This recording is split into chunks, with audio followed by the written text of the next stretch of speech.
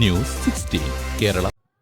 തീർത്ഥാടകർക്ക് സംസം വെള്ളം കൊണ്ടുപോകുന്നതിനുള്ള നടപടിക്രമങ്ങൾ ലളിതമാക്കി സൗദി അറേബ്യ. ഉംറ പൂർത്തിയാക്കി മടങ്ങുന്ന തീർത്ഥാടകർക്ക് ഇനി സംസം വെള്ളം കൂടുതൽ എളുപ്പത്തിൽ കൊണ്ടുപോകാൻ സാധിക്കും.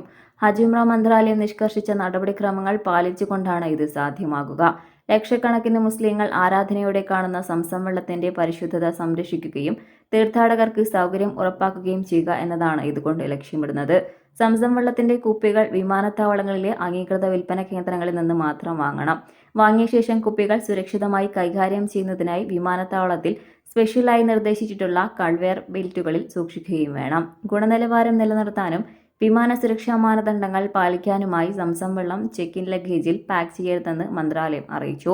ഓരോ തീർത്ഥാടകനും ഒരു കുപ്പി മാത്രമേ കൊണ്ടുപോകാൻ അനുവാദമുള്ളൂ. മാത്രമല്ല, ഇതിനായി സാധുവായി ഒരു ഉംറ വിസ അല്ലെങ്കിൽ നുസൂക്ക് ആപ്പ് വഴി ലഭിച്ച പെർമിറ്റ് സമർപ്പിക്കുകയും വേണം.